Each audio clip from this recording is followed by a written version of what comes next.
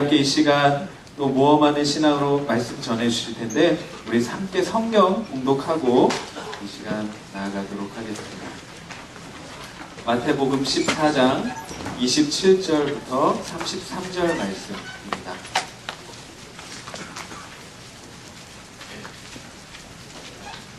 마태복음 14장 27절부터 33절 말씀입니다. 함께 교독하도록 하겠습니다. 제가 먼저 읽겠습니다.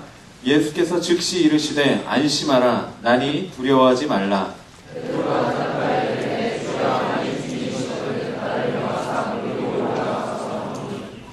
오라 하시니 베드로가 배에서 내려 물 위로 걸어서 예수께로 가되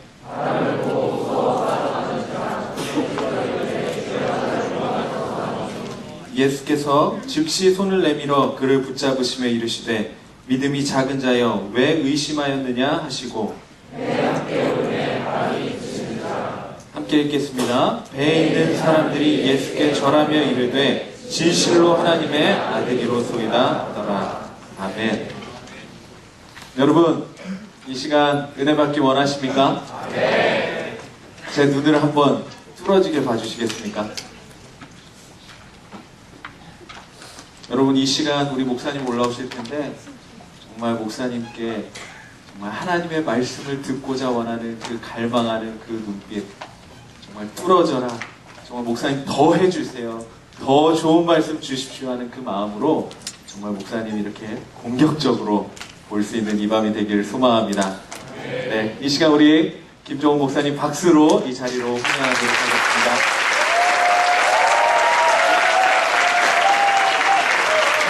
반갑습니다.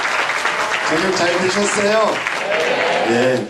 모니터 스피커의 베이스를 좀 빼주시면 될 것 같아요. 여러분, 지하철에서요, 한참 졸고 있던 아저씨가 있었습니다. 많이 피곤해서 아마 그렇게 한 것 같아요. 여러분, 정말로 피곤하면 사람이 이게 고개가 앞으로 떨어집니까? 뒤로 넘어갑니까? 경험이 있으시다, 그죠? 뒤로 넘어가게 되어지는 거예요. 그래서 뒤로 젖혀져 가지고 입을 쭉 벌리고 있는, 자고 있는 이제 아저씨가 이제 있는데, 지하철을 타다 보니까 청년이 말이에요, 장난기가 좀 발동되어지는 것입니다. 이제 주변 사람들 아랑곳하지 않고 이렇게 젖히고 목젖이 다 보일 정도로 졸고 있는 아저씨에게 어떻게 했냐면, 손가락을 꺼내보기고는 집어넣었다 뺀 거예요. 주변의 사람들이 막 키덕거리기 시작한 겁니다. 그래서 이번에는 사람들한테 딱 그래가지고 집어넣었다 뺐어요. 근데 모르고 계속 자는 거예요. 2개, 3개, 4개까지 집어넣었다 빼니까요, 막 주변 사람들이 다 기절날라 그래.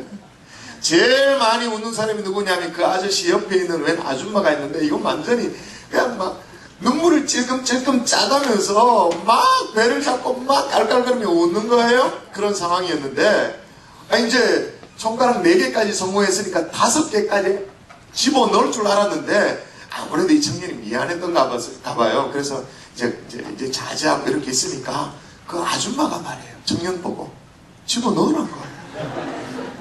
하라는 거예요. 그 이제 용기를 얻어가지고 주변 사람들한테 다 이제 넣습니다 해가지고 딱 집어넣는데, 야, 이게 들어갔다 나오는 거 있죠. 들어갔다 나오는 거예요. 그러니까 이 아줌마가 좋아가지고 어쩔 줄 모르는 거예요. 그 순간에 이제 지하철에서 안내방송이 나오는 것입니다. 이번 역은 무슨 역, 내리실 분은 오른쪽입니다 라고 하니까 조금 전에 막 눈물을 닦아가면서 그렇게 웃고 있던 이 아줌마가 말이에요, 옆에 아저씨를 막 껴오는 거예요. 주변의 사람들이 저 아줌마가 왜 저러나, 무슨 일이 벌어지고 있는가 그렇게 쳐다보고 있었는데, 아줌마가 한 말이 있었어요. 무슨 말을 했을까요? 여보 내려요. 여러분, 제가 오늘 오전에 여러분이 말씀 시간에 좀 졸고 있는 모습에 대해서 제가 좀 언짢은 얘기를 했었잖아요. 여러분 이렇게 하십시다. 제가 오늘 설교를 최대한, 제가 할 수 있는 최대한 압축해서 짧게 하겠습니다. 이야. 그래요? 설교 듣는 사람들 짧은 설교가 최고의 설교예요?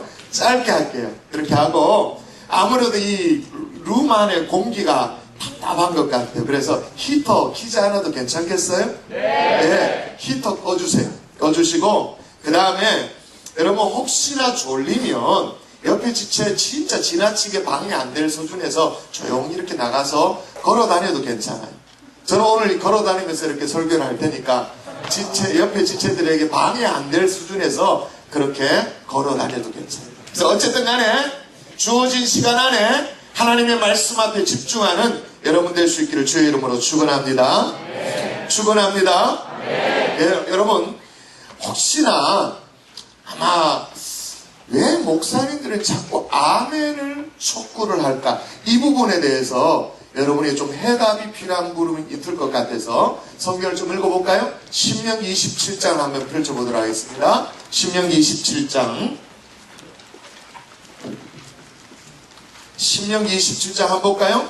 왜 우리가 아멘을 해야 되는지 거기에 대한 내용들이 나옵니다. 신명기 27장. 여러분 16절을 한번 보도록 하겠습니다. 신명기는 말라기 뒤에 있죠. 어떤 사람 그러더라고요. 히브리서 찾자 그러는데 히브리서가 구약인 줄 알아요. 이 유머가 안 통하고 있구나. 히브리서가 구약인 줄 알고 있었던 사람 있는 거 아니에요 혹시? 자, 신명기 27장 16절 같이 한번 읽어볼까요? 시작. 그의 부모를 경홀히 여기는 자는 저주를 받을 것이라 할 것이요 모든 백성은 뭐 할지니라? 아멘 할지다. 자, 17절 남학생들 읽습니다. 시작.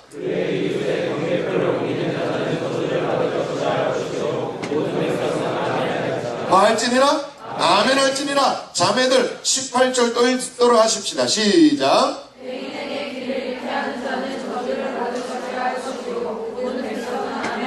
모든 백성은 아멘 할지니라. 19절도 보세요. 쭉 끝에 보십시오. 모든 백성은 아멘 할지니라. 20절 아멘 할지니라. 21절 아멘 할지니라. 22절 아멘. 계속 아멘 할지니라 말씀에 나오고 있어요. 여러분 또 보실까요? 고린도 우리 후서로 보도록 하십시다. 고린도 후서 신약으로 넘어가야 되죠? 고린도 후서 1장 20절 같이 이거는 함께 읽도록 하십시다. 1장 20절 찾으세요? 다 찾으셨어요? 네. 20절 시작. 하나님의 약속은 얼마든지 그리스도 안에서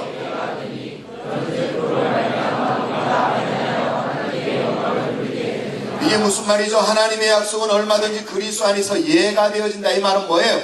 예스가 되어진다. 그리스도 안에서 하나님의 약속은 언제든지 성취가 되어진다. 예, 그렇습니다. 그렇게 되어진다는 거예요. 그런즉 그로 말미암아 우리가 아멘하여 하나님께 영광을 돌리게 하라 그렇게 말하고 있어요. 하라라고 명령하고 있어요. 그러므로 여러분 아멘을 이렇게 이해하지 마십시오. 아멘은 설교자 박자 맞춰주는 거다. 목사님 신명나게 해주는 거다. 되지도 않는 얘기하는데 그냥 아주 촐싹거리면서 아멘 아멘 아멘 그러는 거다. 그렇게 착각하지 마십시오. 하나님의 말씀이 부딪혀오고 하나님의 말씀이 진리의 말씀으로 다가오는데도 버티고 있는다. 옳지 않는 자세예요. 어떻게 해야 됩니까? 아멘 할지니라.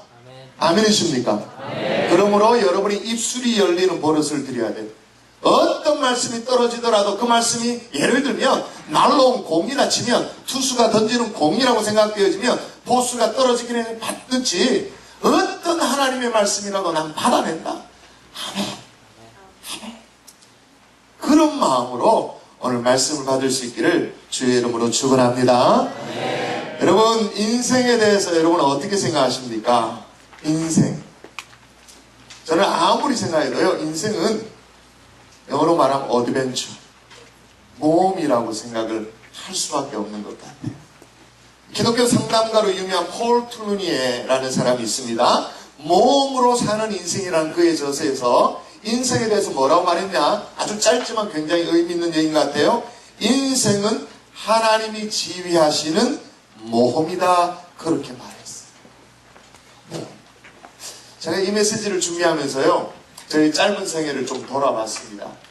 최근에 한 10년 정도의 생애를 쭉 돌아보니까 제 인생도 다 모험이더라고요.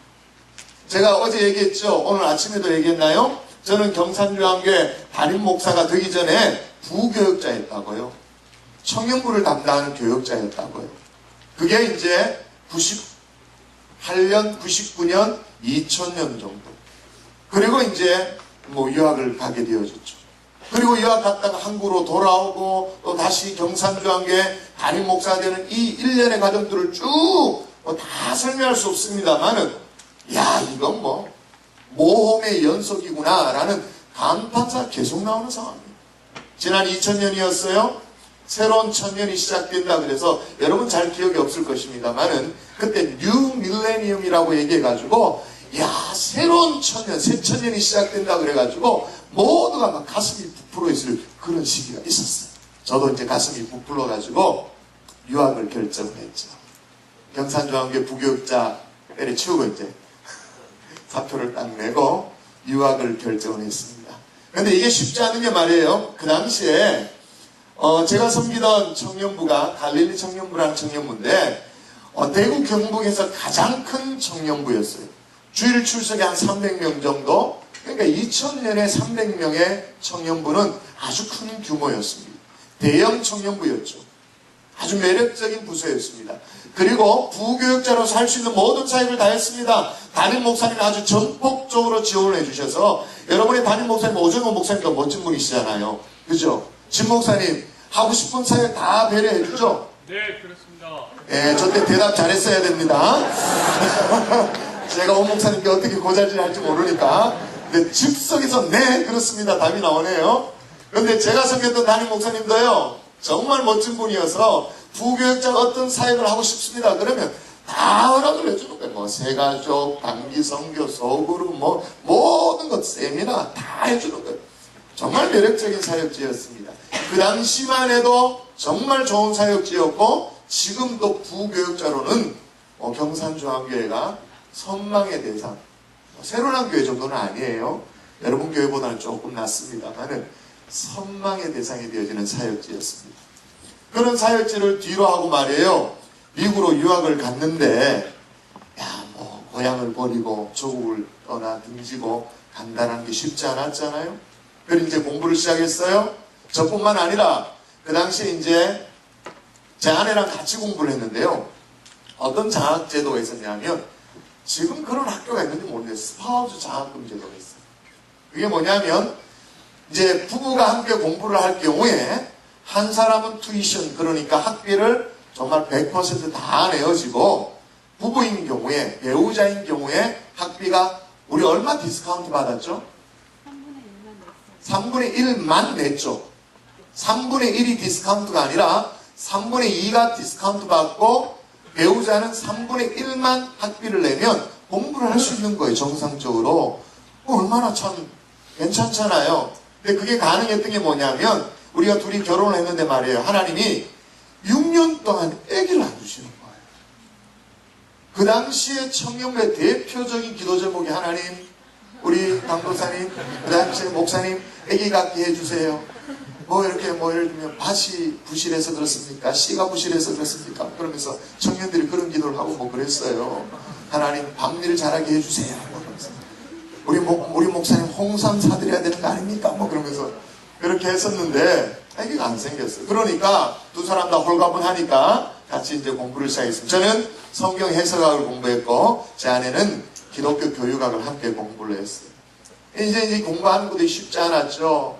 그러니까 안 되는 영어에다가 막 스트레스가 임하니까요, 제가 학기를 시작하고 얼마 안 돼가지고 침대에서 일어나지지가 않더라고요. 진짜 안 일어나. 어느 날 아침에 이렇게 누워 잤는데, 자, 일어나면 이렇게, 그런 게 있잖아요. 내가 몸을 일으키면 이게 일어나줘야 되는 거잖아요. 근데 몸을 일으켰는데 이게 안 일어나지는 거예요. 진짜, 그렇게 아프기도 하더라고요. 그래서 어떻게 이제 와이프의 도움을 얻어서 병원 가고 하니까 의사가 하는 얘기는 스트레스 손이래. 그 소리 나도 하겠다. 진짜야. 의사 진짜 뭐 별로 하는 거 없더라고요. 스트레스성이래. 그건 나도 하는 얘기지. 하여튼 그런 과정들을 겪고 나중에 하나님께서 우리 두 사람에게 아기를 주셨을까요? 안 주셨을까요? 주셨죠. 얼마나 기뻐했는지. 너무너무 결혼한 지 6년 만에 아기가 생겨나니까요. 와, 미치겠더라. 좋아가지고. 좋은 건 잠깐이었습니다. 문제가 뭐냐면 두 사람이 같이 뭘 하고 있는 중이에요. 공부를 하고 있잖아요. 제가 제 와이프의 대학원을 보자. 공식적으로 그 전에 2개예요, 3개예요. 그만두게 한 거, 못 다니게 한 거. 한 2개쯤 되는 것 같아. 아니, 왜 보스턴까지 못 가게 했어? 2개. 대학원을 2개를 못 가게 했어요. 저랑 교제하면서 대학원을 못 갔고, 전임 사역을 하면서 또 서울에 무슨 대학원이 이제 됐었는데 못 갔고, 뭐 그래, 2개 대학원을 못 가는 상황이었기 때문에 너무 미안해가지고, 하자! 했어요. 근데 애가 태어난 거예요. 어떡해. 어쩔 수 없이 두 사람이 커리큘럼을 짜는데 서로 지그재그로, 시간 충돌 안 되도록 짜는 거예요. 그래가지고, 이제 한 사람은 수업하고 있으면 한 사람은 애기 보고 있다가 차를 몰고 이제 뒤에 컷이 돼가지고 이제 파킹라서 옵니다. 그럼 이제 서로 바톤 타치 하는 거죠. 이제 애기 싣고 온 사람은 수업하러 들어가고 수업 마치고 나온 사람은 애기 데리고 이제 보러 가고 뭐 이렇게 주고받거니. 그리고 밤에도 공부할 때 말이에요. 그냥 공부를 할 수 없죠. 오전 뭐 좀 새벽 당번, 뭐 밤늦게 하는 당번 이런 식으로 해가지고 주거니 받거니. 그래서 그때 기도 제목은 뭐였냐면 하나님 2시간만 연속으로 자게 하여 주시옵소서. 2시간을 연속으로 잘 수가 없었어요. 이 인간이 얼마나 또 안 자는지. 우리 애가요 30분만 딱 자고 일어나면 또 깨가지고 우니까 제가 얼마나 짜증이 났으면 심지어 애를 던진 적이 있었어요. 너무 막 머리가 핑핑 돌 지경이니까 물론 침대에 던졌지. 안 봐야 되는데 너무 화가 나서 던진 적이 있었어요. 그래서 하나님 2시간만 자게 하여 주시옵소서라고 기도 제목이었는데 근데 이게 중요한 건 뭐냐면 연년생이 생긴 거예요. 와, 감당이 안 되는 거예요. 그래서 위에는 아들, 두 번째는 딸. 그래가지고 억지로 애기 키워가면서 공부해가면서 저는 성경 해석학을 공부하고 제 아내는 기독교 교육학을 공부하고 이제 다 마쳤습니다. 이민교회 사역을 쭉 본격적으로 하면서 이민 목회에 대한 꿈을 이제 갖게 되어졌어요. 그래서 한 쭉 살다 보니까 이제 언어도 좀 하게 되어졌고 미국의 문화도 알게 되어졌고 이제 미국이 제2의 고향처럼 느껴지는 그런 상황이 되었어요. 그런데 제가 다 설명할 수 없습니다만 이제 내가 이민 목회의 꿈을 가지고 해야겠다 마음을 먹는데요. 하나님이 막 요람을 읊는다 그러죠. 뒤 흔들어서 한국으로 다시 돌아올 수밖에 없는 그런 상황이에요. 그래서 제가 2006년에 돌아오게 됩니다. 서울 사랑에게 역시 부교육자로 사역을 하게 되었습니다. 그때도 쉽지 않은 사역이었습니다. 새로운 사역, 창의적인 사역을 또 담임 목사님께서 맡겨주셔가지고 사역을 하다가 2009년에 경산중앙교회 담임 목사로 부임을 하게 되어졌어요. 쭉 1년의 과정을 쭉 겪다 보니까요. 야, 이게 모험이란 걸 뭘 보면 알 수 있냐면요. 제가 원래 결혼이 몇 주년 되더라? 도와줘, 헬프미. 몇 주년? 이게 무슨 사인이에요? 너 죽었어 그런 사인인가? 제가 98년도에 결혼했으면 어떻게 돼요? 98. 하여튼 뭐 그래 하여튼 10몇 주년 됐죠? 18주년? 17년에 결혼했어요. 17년? 아, 97년에 결혼했어요. 97년인가? 아, 맞다. 97년. 주여, 아버지 사랑하게 하여 주시옵소서. 오늘 밤이 두렵습니다. 자, 97년 치고 그러면 어떻게 돼요? 횟수로 18년이다, 그죠? 횟수로 18년인데 그동안 제가 이사를 몇 번 했을까요? 맞추는 사람에게 선물을 드립니다. 5번 땡. 예? 4번 땡. 18년이라니까. 예? 이사. 한번 넣어. 9번 땡. 7번 땡. 10번 땡. 15번 좀 가깝고. 그렇지. 14번. 14번 누가 얘기했어요? 이쪽으로 얘기한 것 같은데? 자, 선물. 야, 초콜릿. 살찔찌어다. 사탕까지. 덧질찌어다. 농담이에요. 이거요. 여러분, 18년 동안 제가 이사를 14번 했습니다. 무슨 말이죠? 18년 동안 이사를 14번 했으면 1년에 거의 한 번꼴로 이사를 할 수밖에 없었어요. 뭐 부교육자였으니까 교회 사택을 사용하는 입장이니까 사택 비워줘야 되면 또 비우고 뭐 또 임지가 바뀌면 또 이사하고 그러다 보니까 이사한 횟수만 딱 봐도 이건 뭐냐. 여러분 제 인생만 그런가요? 그렇지가 않죠. 모험 아닌 것이 어디 있어요. 우리가 인생을 살다가 정말 쭉 돌아보면 모든 것들이 다 모험입니다. 예를 들어서 아기가 태어났어요. 이제 태어났습니다. 이제 여러분 어린아이들 좀 보면요. 배밀이라는 걸 해요. 배를 밀어가지고 이렇게 엉금엉금 기어다닌 거죠. 그 다음 단계가 뭔지 아세요? 배밀이 그 다음 단계. 예? 뒤집기는 그 전 단계. 뒤집기 하고 난 뒤에 배밀이를 하거든요. 그러다가는 배밀다가 뭔가를 좀 짚고는 일어섭니다. 딱 일어서요. 근데 제가 애들 입장에서 생각해 본 거예요. 아니 배밀이만 하는 애가 뭘 이렇게 짚고는 이렇게 해가지고 일어선다. 이야 이건 대단한 몸이지. 그런데 이게 지가 한 발을 디뎌가지고 이렇게 해가지고 한 발을 디뎠다. 이건 거의 스턴트맨 수준이지. 그런데 야 어른들이 못됐게요. 그 어린아이들 들고 어떻게 합니까? 꼰대꼰대 한다라고 그래가지고 손에 2발 올려놓고는 막 중심 잡고 막 이렇게 막 하잖아요. 절대 그런 거 하면 안 돼요 여러분. 상처이 되더라도. 애는 지금 순교를 각오하는 거예요 지금. 그거 왜 어른들이 그런 장난 하는지 몰라. 발을 2개 손에 올려놓고는 중심 잡는다고 말을 다 하잖아요. 그러면 안 돼요. 그런 애들이 이제 자라났습니다. 학교를 가요. 학교에서 누굴 만납니까? 친구를 만나죠. 어떤 친구를 만나는 이거 진짜 모험이죠. 저 봐요. 초등학교 5학년 때 이름 똑같은 현종원이라는 친구 만나서 사실은 그 친구 때문에 제가 예수 믿게 되었잖아요. 인생이 드라마틱하게 변화되어지죠. 친구를 만나.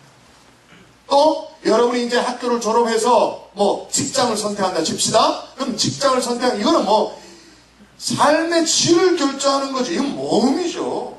어떤 인생을 사느냐 여기 다 결정나는 거잖아요. 모험이에요.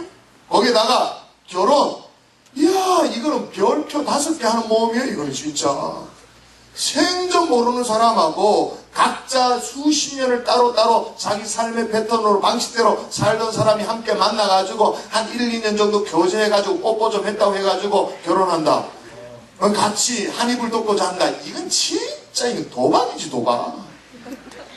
도박에 가까운 모험이에요. 모험 아닌 것이 아무것도 없어요. 다 모험이에요. 근데 여러분 중요한 건 뭐냐면 우리 인생의 여정이 모험의 연속이라고 말할 수 있는 인생의 여정이 끝났다 안 끝났다? 안 끝났다.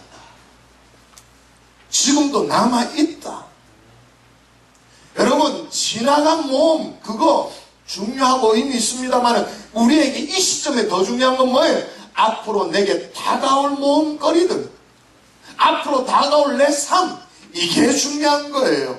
어떻게 이 모험을 피해가지 않고 직면하고 정면 승부할 수 있는가? 이게 너무나도 중요한 거예요. 저는요 성경에서 가장 위대한 모험을 시도한 사람 누구라고 꼽으라고 말하면 오늘 본문에 베드로를 꼽습니다. 베드로 뭐 했던 사람이에요? 네, 어부지만 오늘 본문에서 뭐 했던 사람이에요? 그렇지, 무리를 걸었잖아요. 무리를 걸었.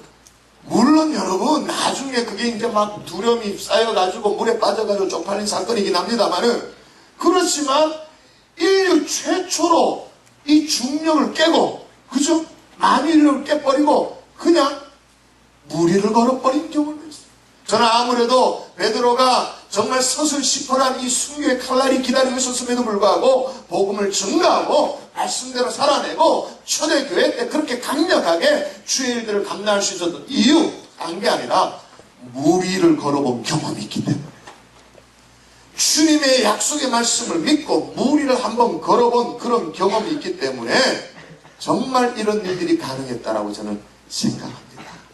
사랑하는 성도 여러분, 저와 여러분이 함께 어떻게 하면 이렇게 무리를 걷는 인생의 모험을 시도할 수 있는지 오늘 말씀을 통해서 함께 은혜를 나누는 주의 종들 될 수 있기를 주의 이름으로 축복합니다. 네, 벌써 잊어버렸네. 고린도전 후서 1장 20절 말씀, 하나님의 약속은 얼마든지 그리스도 안에서 이해가 되니 그런즉 그로 말미암아 우리가 아멘하여 하나님께 영광을 돌려, 아멘하여 하나님께 영광을 돌리라, 그렇게 말하고 있어요. 여러분, 베드로의 모험을 잘 살펴서 인생이 그런 것이라면, 인생이 모험이라면 그 모험 정말 숨지 말고 정면으로 승부를 거는 하나님의 종들 될 수 있기를 한 번 더 주의 이름으로 축원합니다. 축원합니다. 자, 우리의 모험의 출발은 어떻게 시작해야 되냐? 따라하십시다. 배 밖으로 나와야 한다. 여러분 28절 29절 여러분 한번 읽어볼까요? 사이좋게 28절은 자매들, 형제들이 많다 그랬죠? 형제들, 모시마들 읽고, 모시마가 뭔 말인지 모르죠? 자, 남자들이 28절을 읽고, 자, 29절 자매들이 한번 읽도록 하겠습니다. 28, 29절 시작.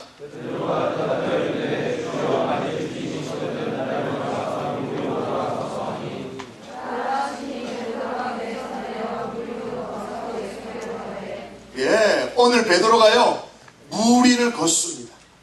비록 나중에 바람과 파도를 보고 물에 다시 빠지긴 했습니다만 무리를 걸어요. 이 정말 기적과도 같은 이 일의 시작을 보자고요. 29절 뚫어져라. 다시 한번 보세요. 29절 오라 하시니 베드로가 배에서 어떻게 해서 내려 물 위로 걸어서 예수께로 가되, 시작을 보자고요. 시작을 배에서 내려, 배에서 내려야 무리를 걷든지 헤엄을 치든지 아니면 빠져가지고 헬프미를 하든지 간에 뭐가 이루어지는 거예요. 배 안에 그냥 그렇게 있어서는 아무 일도 일어나지 않아요. 어떤 일도 일어나지 않아요. 미국에 가면, 중부에 가면 시카고라는 도시가 있죠. 거기에 윌로크릭이라는 교회가 있어요. 저도 가봤는데 그 교회 보면 교육 목사였던, 또 설교 목사였던 존 오토보그 목사님이 똑같은 얘기를 해요. 제가 한번 읽어볼게요. 당신이 무리를 걷기를 원한다면 배 위에서 뛰쳐나오십시오. 배 위에서 뛰쳐나와야 하나님의 역사는 시작됩니다. 그렇게 강조를 하고는 책을 썼는데요. 그가 쓴 책 제목이 뭐냐면 단순하게 믿으라. 근데 그 앞에 작은 글씨로 부제가 뭐냐면 물 위를 걸으려면, 물 위를 걸으려면 단순하게 믿어요. 여러분, 우리 인생에도 어떤 때는 배에서 뛰쳐나와야 할 때가 있습니다. 어떤 의미로 모험이 필요할 때가 있습니다. 늘 나의 안전을 지켜주고 안락을 보장하는 그런 삶에 어떤 배에서 뛰쳐나와야 될 때가 있습니다. 그렇게 뛰쳐나오면 인류 최초의 시도를 해야 되는 일이 있죠. 물리를 걸어야 돼. 아무도 안 했어. 60억 전 인구가 하지 않았어. 근데 그 일을 해야 되는 그런 상황이 닥치기도 합니다. 그런 모험이 필요할 때가 있다. 여러분 한번 보세요. 24절에 보면 제자들은 바람과 몰아치는 이 물결로 인해 가지고 너무너무 고생을 했어요. 근데 언제까지 고생했다 말하는지 25절 보세요. 마치 우리가 큐티하듯이 본문을 하나하나 지금 뜯어보고 있는 중이에요. 25절에 보니까 언제까지 고생했다 말합니까? 밤 사경. 그러니까 막 칠흑 같은 어둠이 짙어질 때까지 굉장히 고생을 했어요. 대부분의 예수님의 제자들은 갈릴리 어부 출신이잖아요. 그럼에도 불구하고 이게 역부족이었던가 봐요. 뭐 어떻게 방법이 없었던가 봐요. 그러니까 파김치가 된 그런 상황이었어요. 뭐 이 풍랑을 상대하기에는 역부족이었던 것 같습니다. 근데 그런 어둠 가운데 말이에요.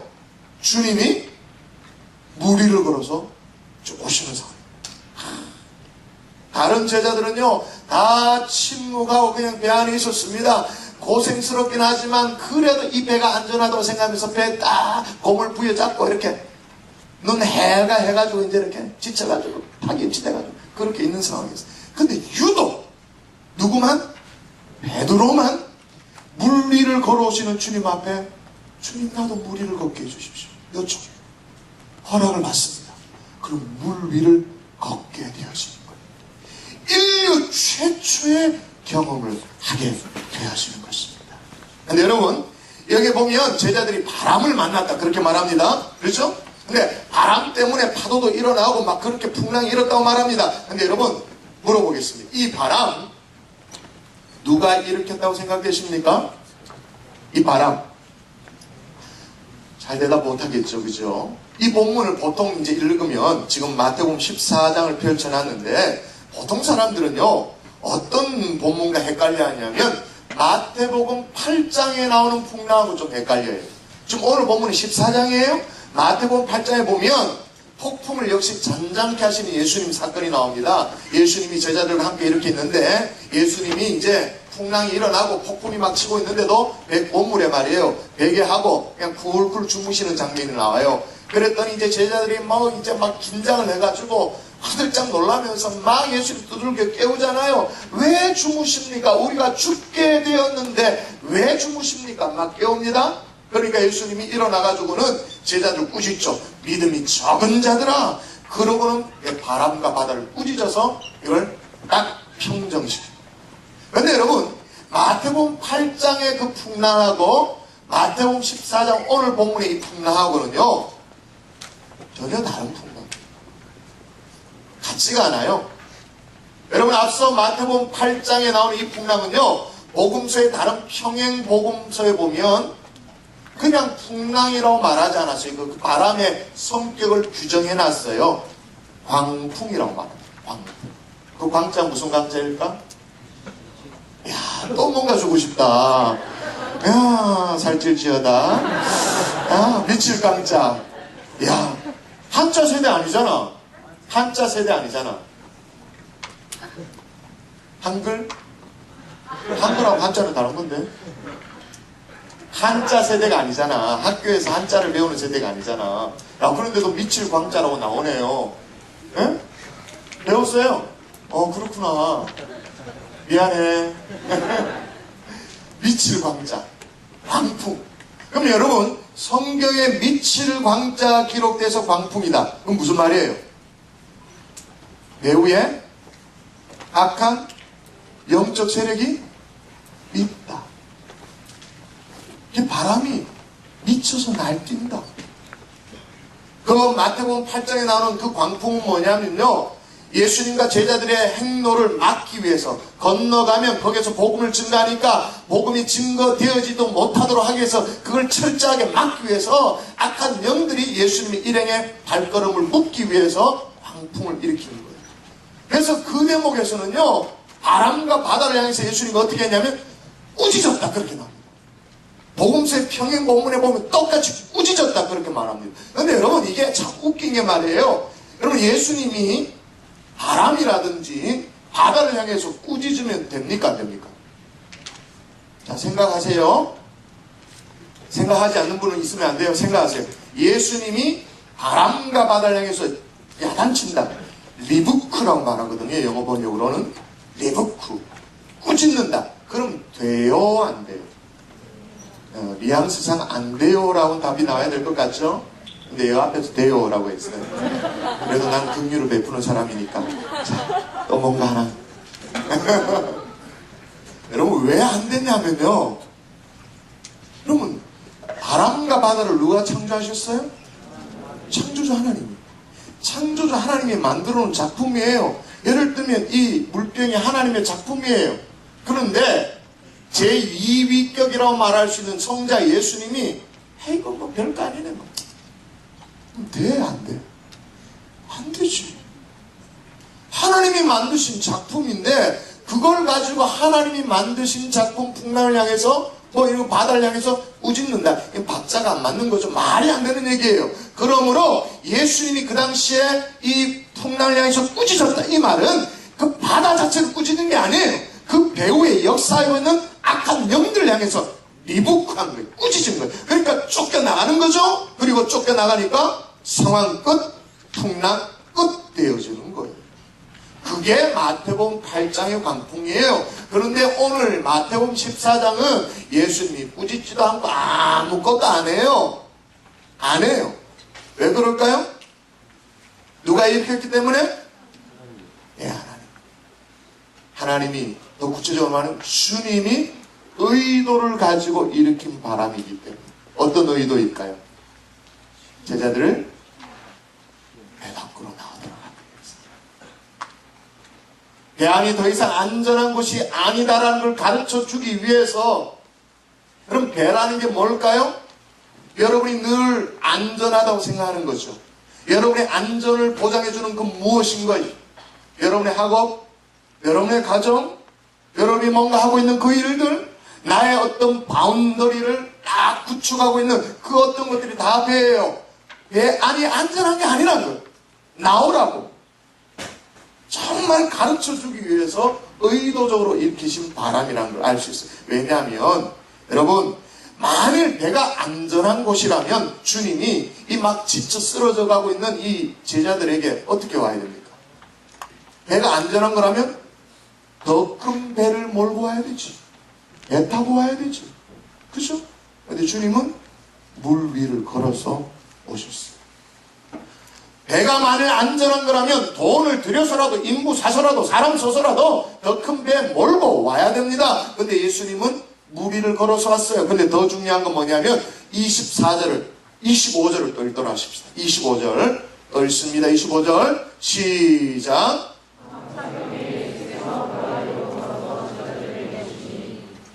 여기 오신다라는 말이 중요해요. 이 오신다라는 게 제자들이 막 파김치가 되도록 막 고생을 하니까 이걸 도와주려고 어쩔 수 없이 막 팔거든 붙여가지고 너네들 고생하지. 그런 마음으로 오신 것 아니에요. 제자들이 왔다라는 말은 뭔지 아세요? 영어 단어로 말하면 반도링이에요. 반도링. 그건 뭐냐면 이런 거예요. 이 배가 여기 있으면요, 예수님이 이렇게 뒷짐지고 얘들아, 아이고 얘들아, 아이고 고생 많네, 아이고 자식들, 이러면서 배회하듯이 그렇게 오시는 거예요. 막 도와주려고 야 고생 많지, 이게 아니고 멀찌감치 이렇게 왔다 갔다 왔다. 그래가지고 제자들이 예수님을 뭐로 착각했어요? 귀신인 줄 착각했잖아요. 예수님 팔 걷어붙이고 쫙 왔으면 귀신인 줄 착각할 틈이 어딨어. 주님 이렇게 말하지. 그런데 저 멀리서 이렇게 막 이렇게 배회하면서 아이고 이것들 참 고생 많다, 그런 상황이었습니다. 뭐예요? 나와라. 사인을 보내고 있는 거예요. 나와라. 사람은요, 누구나가 안락함을 추구합니다. 안정적인 것 좋아합니다. 예측 가능한 것 좋아합니다. 내가 통제하는 삶 좋아합니다. 그런데 때로는 아마 이 설교가 여러분에게 지금 정확하게 꼽히고 있는 분들이 보여요. 눈빛을 보니까. 때로는 배 밖에 나와야 될 상황이 있습니다. 하나님이 삶의 요람을 통째로 흔들어, 제가 이민교회 섬길 때 말이에요, 한국으로 돌아올 수밖에 없는 상황이, 그런 상황이 있었어요. 통째로 삶의 요람을 흔들어가지고, 제가 얼마나 이제 미국에서 살겠다 마음 먹었냐면요, 집을 다 샀다니까요. 미국에서 있는 돈 없는 돈 다 모아가지고 집 한 채를 LA에서 하나를 사놨는데도 여기가 좋사오니 그랬는데 그 요람을 흔들어 버리더라고요. 그래서 한국으로 나를 올 수밖에 없었어요. 그럴 타이밍이 있습니다. 그때 여러분, 주님의 음성을 따라서 배 밖으로 딱 나가면 두 가지 일이 벌어집니다. 배 밖으로 딱 나가면 두 가지 일이 벌어져요. 첫 번째, 물에 빠집니다. 물에 빠져서 허우적거리면 우리는 그래도 예수 믿는 사람이니까 help me 그러면서 누구를 향해서 도움을 청할까요? 예수님을 향해서 도움을 청하죠. 그때 예수님은 우리의 머리를 집어 끌어당겨서라도 우리를 건져 주실 거예요. 그때 물에 빠지면 어떤 걸 경험하게 될까요? 이야, 우리 주님은 살아계신 주님이구나 경험하게 되어지는 것입니다. 근데 만일 배 밖으로 발을 딱 내디뎠는데 안 빠져, 그럼 뭐가 되는 거예요? 무리를 걷지. 안 빠지면 무리를 걷는 거예요. 그게 뭐라고 그러죠? 그걸 간증이라고 얘기하는 거예요. 그걸 내 삶에 역사하신 기적이라고 말합니다. 여러분, 예수 믿는데도 왜 간증이 없어요? 왜 기적을 체험하지 못해요? 왜 그럴까요? 맨날 배 안에 있는데 뭐. 배 안에 여기가 조사원이 그러고 있는데 뭐. 한 번도 배 밖으로 나오지 않으니까 간증이 있을 건덕지가 없지 뭘 가지고. 하나님이 도와주실 영역이 없어. 늘 어머님이 도와주고 있어. 내가 내 인생을 돕고 있어. 그러니까 간증이 있을 여지가 하나도 없어요. 그러니까 간증이 없죠. 여러분, 배 밖으로 나오면 첫 번째 빠집니다. 그러나 그때 주님께서 건져주심으로 말미암아 살아계신 주님을 만나게 되는 줄 믿습니다. 또 하나 안 빠지면 이건 진짜 대박이지. 무리를 걸어버리죠. 그러면 그 간증, 그 기적, 생에 계속 기억 남는 하나님과의 끈끈한 만남이 되는 줄 믿습니다. 할렐루야. 여러분, 제가 섬기던 경산중앙교회 청년부가요, 제가 섬기던 그 시절에 수련을 하면 이 배 밖에 나오는 연습을 하기 위해서 어떤 일들을 했는지 아세요? 여러분, 지금 충북 괴산에서 수련을 하고 있는데 여러분이 있는 대전까지는 거리가 얼마쯤 되어지죠? 한 시간? 85km. 네? 뭐예요? 80? 80m? 80km. 그러면 1시간 하고 1시간 반 정도 뭐 넉넉하게 온다, 그죠? 그런데 여러분 혹시 경산을 아세요? 대구 옆에 위성도시가 경산이에요. 지금 인구가 한 23만, 24만 정도 되어지는 도시인데요. 그 당시는 인구가 한 21만쯤 되었겠다. 그 정도인데 수련회를 하면 어디에서 주로 하냐면 강원도에서 합니다. 버스 타고 한 5시간 가야 됩니다. 거기에 가가지고 수련회를 다 하고 수련회 조가 있잖아요.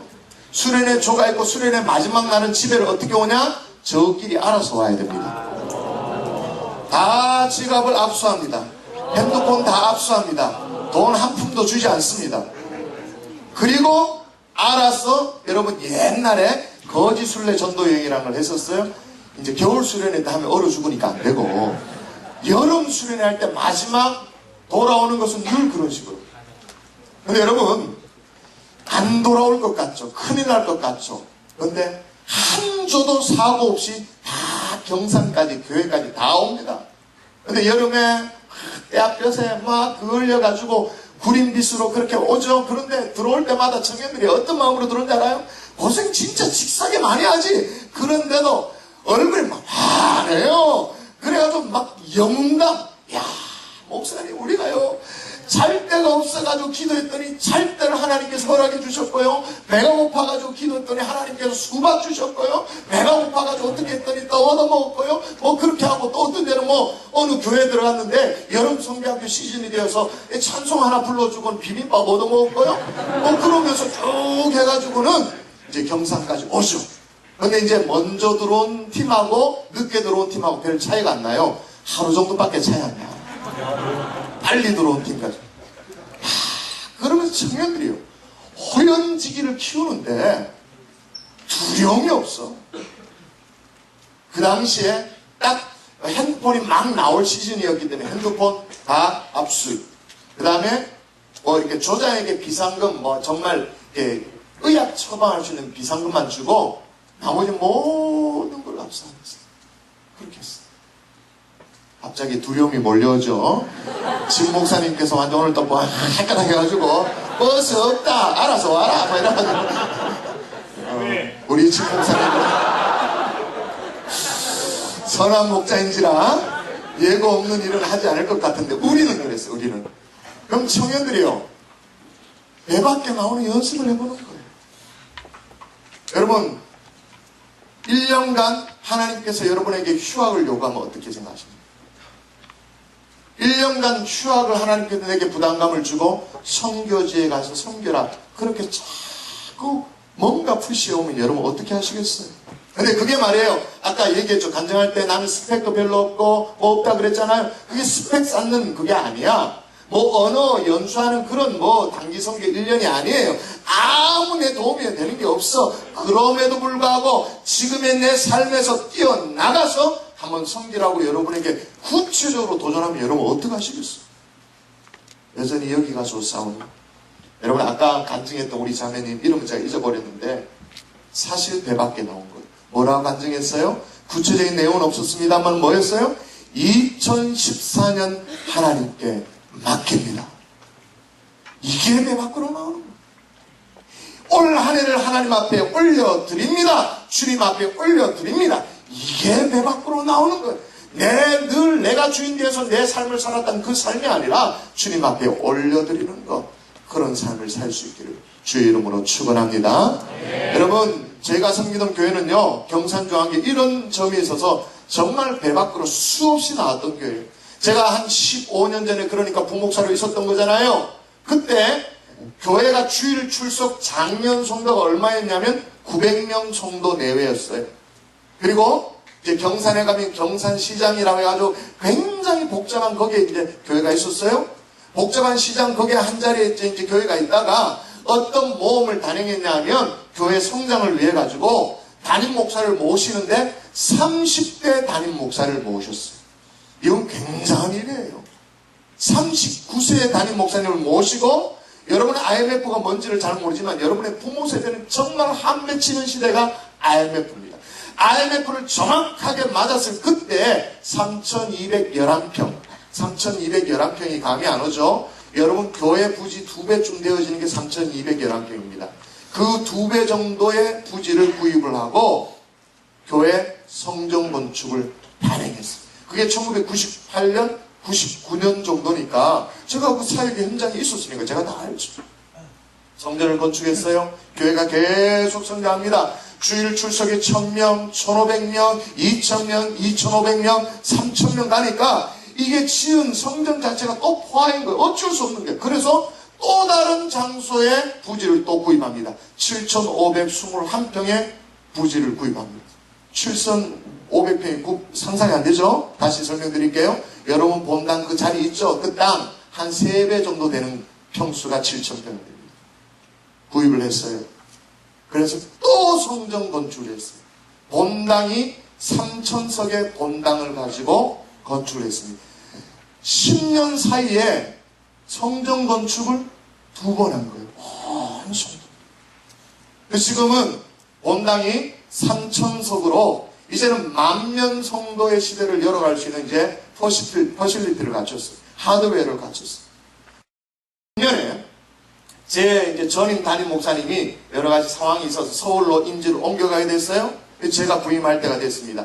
그때 제 나이가 얼마였냐면 2009년에 나이가 40살. 40에 제가 담임 목사를 딱 부임을 하니까 너무 죄송한 거예요. 너무 어린 담임 목사니까. 장로님들께 담임 목사 너무 어린데 참 죄송합니다. 그렇게 얘기하니까요. 장로님들이 뭐라고 반응하지 아세요? 목사님 괜찮습니다.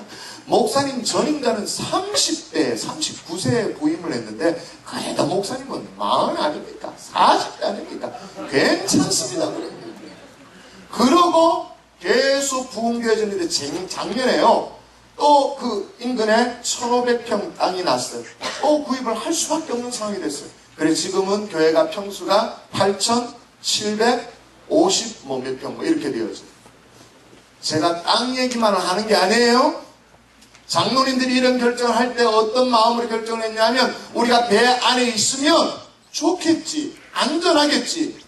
그렇지만 배 밖으로 나올 때 나와야 된다 결정.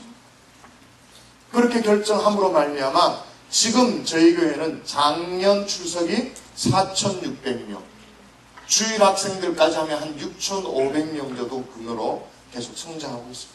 잘하고 있는 중이에요. 하나님께서 계속적으로 더 부어주리라 저는 그렇게 믿습니다. 여러분 배 안에 그저 그렇게 있으면 안락할 수는 있습니다.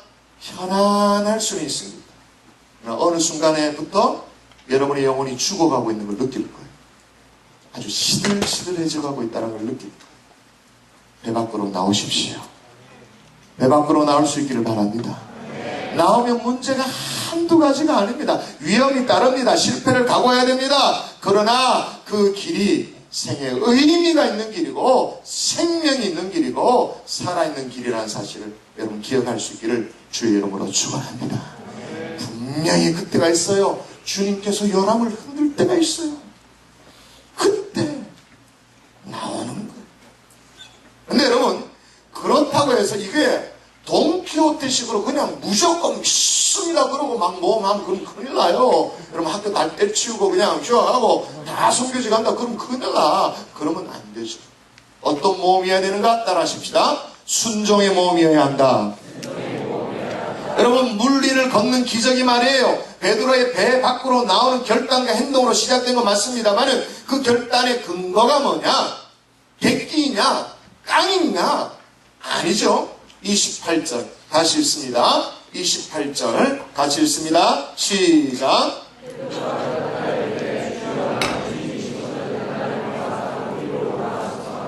이 무슨 말이에요?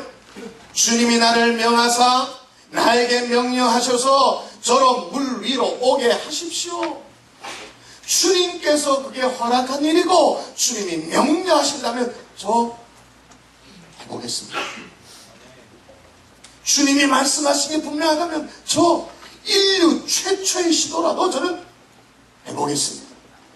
여러분 베드로의 이 모험의 시작이요 그냥 자기 충동이라든지 객계라든지 어떤 자기 야망을 이루기 위해서 한번 해볼까 이런 게 아니에요.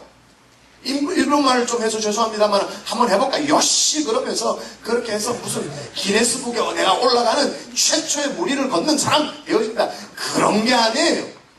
마치 뭐 번지 점프를 즐기듯이 내가 한번 짜릿하게 한번 해볼까 그런 게 아니에요. 이 뭐냐?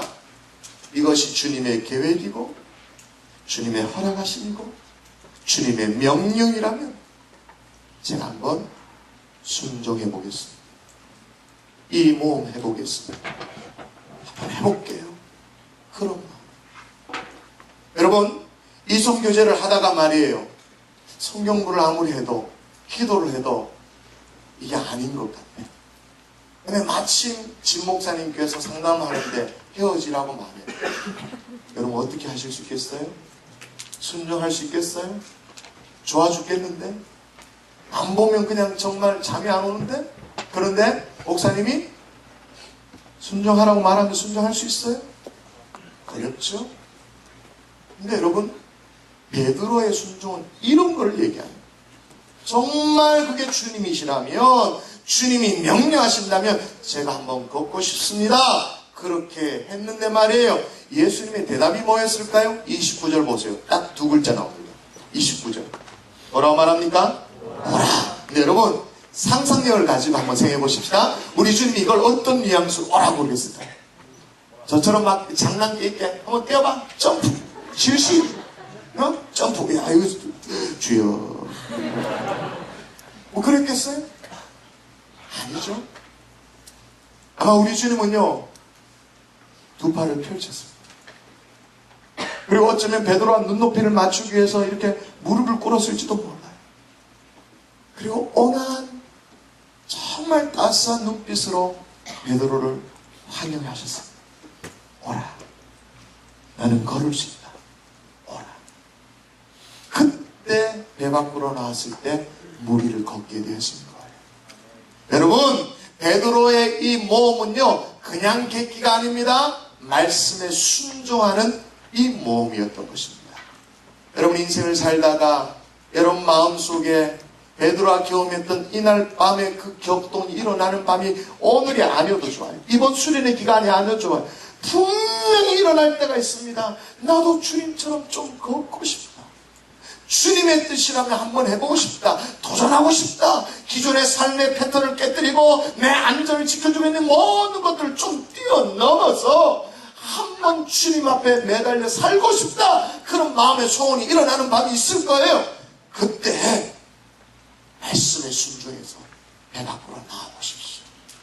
그러면 주께서 여러분을 오라 부모 안으시는 은혜를 경험하게 될 줄 믿습니다. 여러분, 하나님이 여러분과 저를 모험의 자리로 부르신다면, 그것이 하나님의 인도하신 것이 분명하다면 순종의 결단으로 나아가는 하나님의 종들 될 수 있기를 주의 이름으로 축원합니다. 마지막 세 번째, 우리의 모험이 어떤 모험이어야 되냐? 따라하십시다. 믿음에 의한 모험이어야 한다. 모험의 다른 말은 뭐냐면 그건 바로 믿음이에요. 믿는다라는 건 그냥 모험한다 그 말이에요. 여러분, 제가 그렇게 얘기할 수밖에 없는 이유가 뭐냐면, 여러분 주일학교 출신이니까 아시잖아요. 믿음장 히브리서 몇 장? 그렇죠, 11장. 그죠? 저기 10장 얘기했는데 제가 그렇죠 얘기해 줬어요. 히브리서 11장이 믿음장이지 않습니까? 히브리서 11장이 왜 믿음장이냐면, 믿음이 있다라고 소위 인정되어졌던 사람들 명단들이 쫙 나옵니다. 특히 예를 들면, 여러분 믿음의 사람 노아 기억나십니까? 하나님이 그 시대에 이 뭔가 타락한 것들을 쓸어버리려고 이제 방주 지어라 그랬잖아요. 그죠? 근데 여러분, 이게 모험일 수밖에 없는 게, 노아가 홍수라는 걸 알았을까요? 홍수라는 개념이 있었을까요? 아니, 비를 보기나 했을까요? 비가 없었지, 그때까지는. 여러분 창조과학 세미나 같은 거 들어보면 알잖아요. 그때까지는 비가 오지 않았어요. 대기권이 아직 형성되고 있는 상황이었기 때문에 비를 경험하지 못했는데, 앞으로 홍수가 날 거다, 배 설계도 주면서 배 만들어라. 이게 이해가 되어집니까? 근데 배를 뚝딱뚝딱 짓고 만들고 있는 거예요. 노아, 이건 뭐 완벽하게 이건 모험이지. 개념도 없는데도 배를 만든 거예요. 모험이라고 말할 수 있어요? 여러분, 아브라함 하나님이 불러주셨잖아요. 내가 너를 위해서 정말 약속의 땅 프라미스 랜드로 내가 이끌 테니까 친척 아비를 떠나라, 그렇게 말합니다. 그 떠나는 것도 대단한 일인데 말이에요. 100세 아들을 낳았습니다. 그 아들을 하나님께 번제로 바치래. 이건 뭐예요 이거? 모험이지. 이 믿음이라고 말하면 진짜 보시라고 얘기. 아주 너무나도 진짜 가벼운 얘기. 이건 모험이라고 말할 수밖에 없어요. 여러분, 훈련되지 않는 이스라엘 백성들 200만이 가까운 그 이스라엘 백성들을 거느리고 애국 땅에 나옵니다. 그리고 노예되었던 그 땅에서 떠나가지고 약속의 땅을 향해 인도해 나갑니다. 모세, 이건 모험이죠. 200만이 어떻게 나올 줄 알고 그네들을 이끌고 가나안 땅에 들어간단 말이에요. 모험이죠. 드디어 가나안 땅을 들어왔습니다마는 가나안 땅에 버티고 있었던 그 족속들, 그 여리고의 거대한 성들, 그걸 바라보면서 여호수아 어떻게 합니까? 뺑뺑이 돌죠. 그죠? 모험이지 이거. 그죠? 그러므로 여러분, 믿는다는 것 곧 이꼴 모험이라고 말할 수 있어요. 여러분, 믿음을 어떻게 입증해 보입니까? 믿음으로 모험을 하면 믿음을 입증해 보일 수 있는 것이죠. 오늘 베드로도요, 이게 믿음에 근거한 모험이었습니다. 여러분 29절을 다시 또 읽어볼까요? 다시 29절 시작.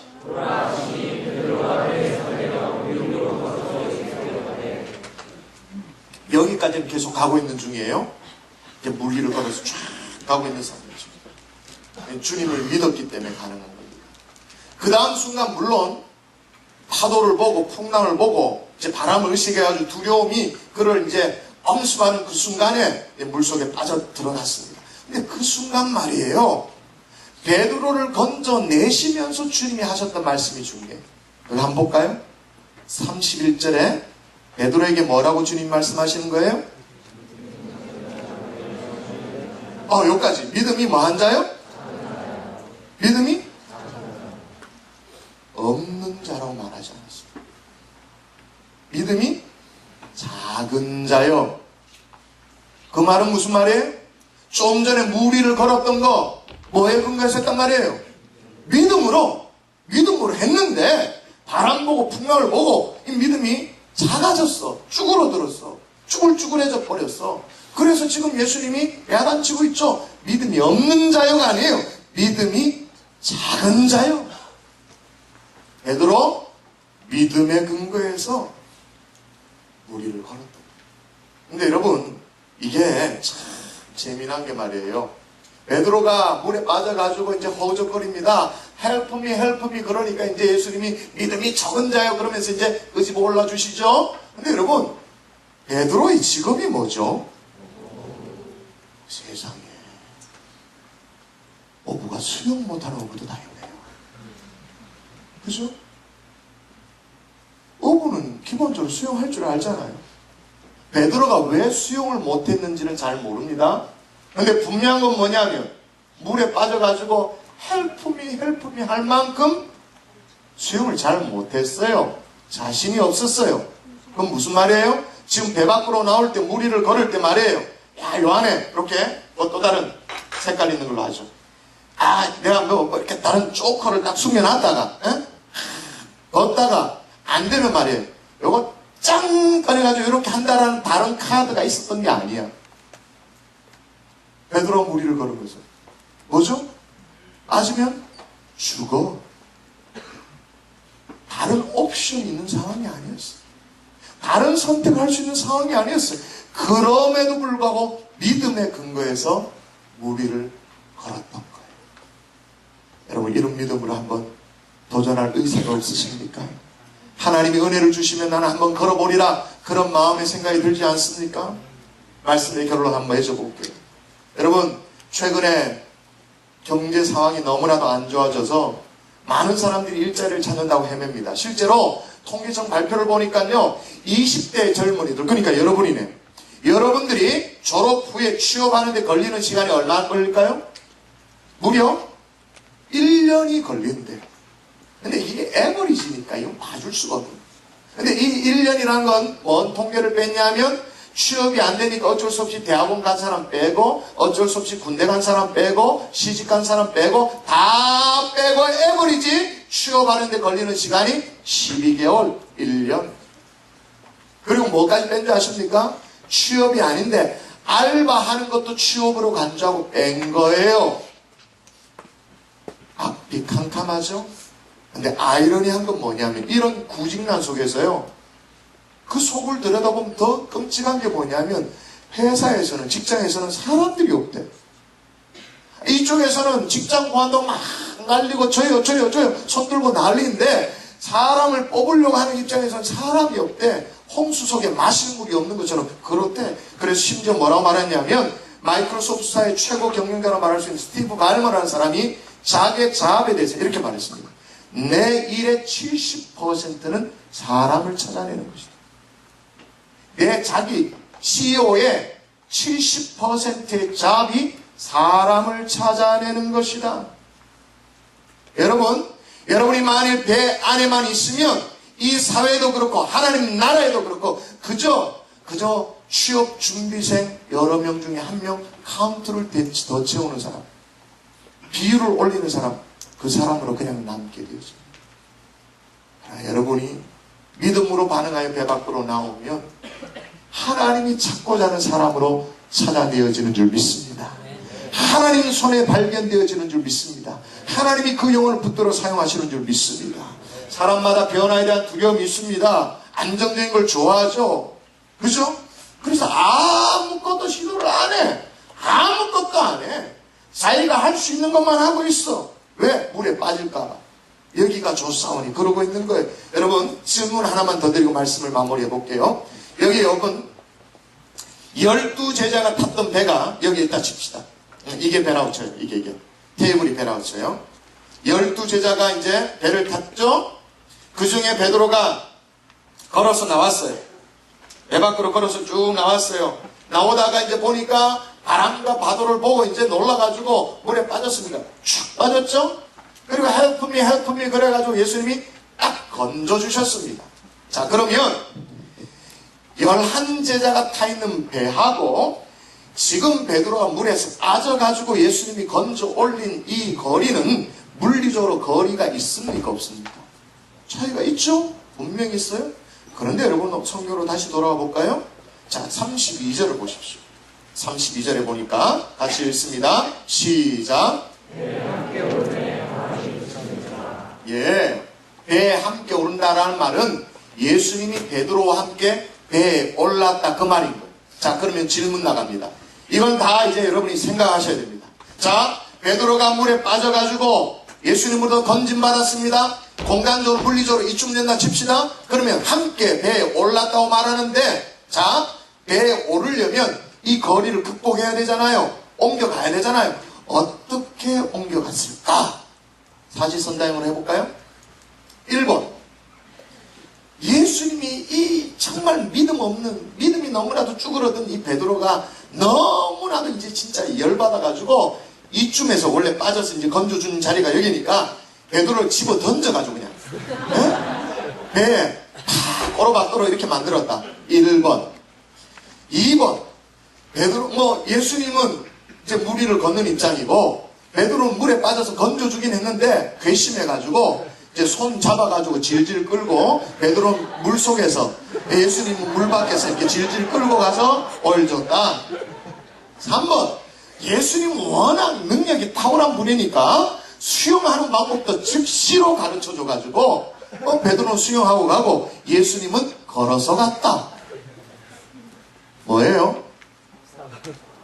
둘 다 물 위를 걸어서 갔죠. 성경에 나오진 않아요. 그렇지만 우리가 그냥 생각만 해봐도 알 수 있는 것 역시 물 위를 걸어갔죠. 이때 아마도 베드로 예수님 손잡고 걸어갔습니다. 생각해보세요. 이 반대쪽에 배에 있는 11명의 제자들, 이 다 깨지는 배를 좋다고 겨우 이거 한 붙들고 있겠다 파김치가 되어가지고 아니 그냥 해가 해서 지금 경상도 사투리 하는 거 못 말아먹죠. 그죠? 완전 파김치가 되어가지고 베드로를 쳐다보고 있는 이 11제자 뭐라고요? 얼굴은 창백해졌겠죠? 초췌하겠죠? 근데 베드로 어떻게 했을까요? 예수님 손잡고 11제자를 향해서 목에 기부수하고 이것들아 날 봐라, 나는 물 위를 걷는다. 여러분, 인생을 살면서 말이에요, 청년의 시절을 보내면서 승리의 V자 한번 그려봐야 되지 않겠어요? 하나님이 나와 함께하는 증거가 바로 이거다. 승리의 V자 쫙 그려 보이면서 세상 사람들 향해서 봐라, 도전할 수 있어야 되지 않겠어요? 왜 그게 안 되는 줄 아세요? 내 안에 있습니다. 여러분, 부모님의 바운더리가 있습니다. 새로운 교회라는 거창한 교회가 있으니까 한 번도 주님 앞에 전인격으로 드려본 적이 없으니까 승리의 V자 그릴 것도 없는 거예요. 여러분, 간증이 있어요. 하나님과의 정말 처절한 만남이 있어야 험한 세파 속에서 정말 하나님이 역시나 살아계시다, 하나님 나를 사랑하신다 말할 수 있게 되어지는 것입니다. 여러분 인생의 30대 때 그런 경험하지 마십시오. 40대 때 그런 경험을 하면 그건 정말 비참합니다. 50대 때 풍랑을 만나고 예수님이 살아계시다 경험하면 정말 구차해집니다. 근데 내가 어쩌라고 50이 돼가지고. 근데 여러분이 20대에 여러분이 인생의 풍랑 앞에서 하나님은 정말 살아계신다, 내가 배 밖으로 나와보니까 경험하게 되겠더라, 그렇게 할 수 있다면 여러분 인생은 완전히 새로워질 것입니다. 아멘. 오늘 말씀이 여러분에게 도전이 될 수 있기를 주의 이름으로 축복합니다. 아멘. 우리 같이 한번 찬송하고 기도하십시다. 주님 말씀하시면 내가 나아가리라. 우리 함께 찬양할까요?